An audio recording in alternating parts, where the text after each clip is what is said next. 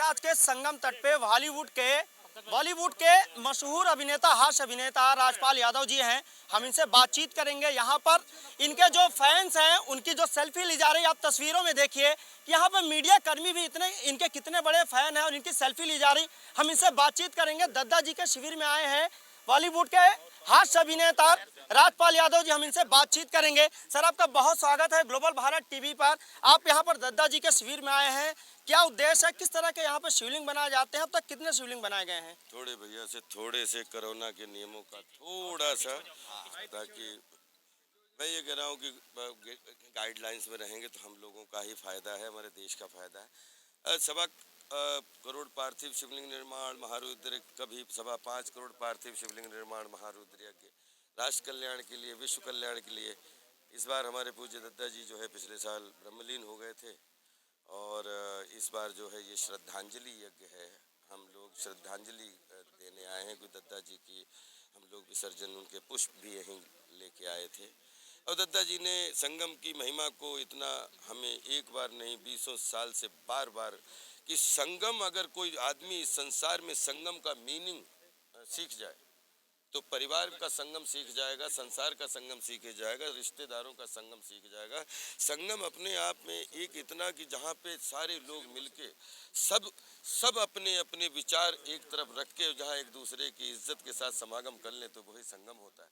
और संगम में हम लोग अभिनेता हैं, पूरे दुनिया संसार में माया नगरी में हम लोग फिल्म करते हैं, हम लोग अलग अलग सबका, बच्चे बूढ़े नौजवान का आशीर्वाद पाते हैं। लेकिन हम लोग भी इंसान हैं और हमें हमारा जीवन सुचारू रूप से चले, हमारे व्यवहार अच्छा हो, हमारे आचरण अच्छे हो, हमारा संसार अच्छा हो, हमारा समाज अच्छा रहे, हमारा देश अच्छा रहे, उसके लिए हमेशा भगवान राम ने भी वशिष्ठ जी से जो है शिक्षा दीक्षा पाई थी। इस कलयुग में हम जो है राजपाल या आप सबके रूप में जो है वो गवाह हैं कि हमें भी एक जीवन का दर्शन सिखाने वाला एक ऐसा महापुरुष जिंदगी मिल गया जिसकी वजह से राजपाल मस्खरा और मशविरा दोनों को लेकर चल पाए। नहीं तो दद्दा जी नहीं होते तो हम सिर्फ मस्खरा होते, हमारे अंदर गंभीर मशविरा कभी नहीं होता। अगर हमारे अंदर एक गंभीर मानवता रूपी इंसान रहता है जो जल जंगल जमीन पर्यावरण पर्यटन मानवता में विश्वास करता है, तो इसका कारण अभिनय जो हमारी कला की पटरी है वो तो रील की है, लेकिन जो ये पटरी है ये 100% दद्दा के आशीर्वाद की और दद्दा के जो है संस्मरण और दद्दा की शिक्षा की पटरी है और इस पटरी को फॉलो करता हूँ। अभी जिस तरीके से पूरा विश्व महामारी से कहीं ना कहीं प्रभावित नजर आया और ऐसे में इतने बड़े इस तरह के आयोजन और आपका यहाँ पे आना, और एक सबसे बड़ा जो सवाल है कि जितने आप हास्य अभिनेता हैं और जिस तरीके से धार्मिक इन चीजों में आपकी जो झुकाव है, इसका क्या सबसे बड़ा कारण है? ये मुझे भी नहीं मालूम। मुझे लगता है कि जो इंजीनियर हो उसको भी धार्मिक चीज़ों में जो मेडिकल में काम करता है उसको भी, क्योंकि राजा भी भगवान को मानते थे, प्रजा भी भगवान को मानती है और भगवान अपनी अपनी आस्था से आता है, अपनी अपनी श्रद्धा से आता है।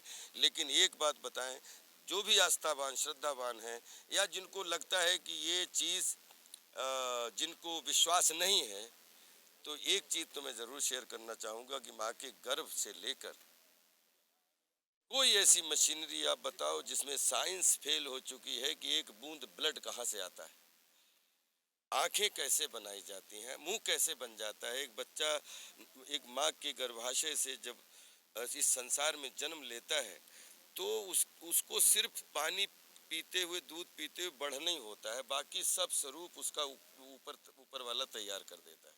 तो ये आंखें किसने बनाई और ये ब्लड बूंद कैसे बनाई? जैसे रोटी आप ले लीजिए, दाल चावल सब्जी, और 1 घंटे तक उसको खूब 2 पत्थरों के बीच में रगड़ते रहिए, लेकिन उसमें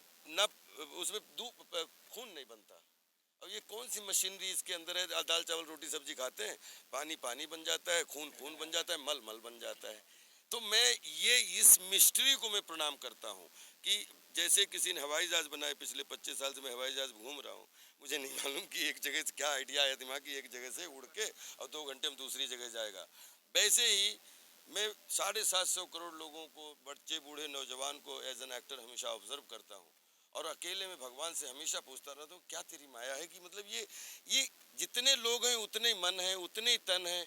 और सबकी आंखें सबका एक जैसे सबके वो हैं, लेकिन विचार सबके अलग अलग हैं। तो आई थिंक ये जो है मिस्ट्री, हम आज तक इतनी फिल्मों करने के बाद ये नहीं समझ पाए कि कहाँ से हंसी आती है, कहाँ से खून बनता है।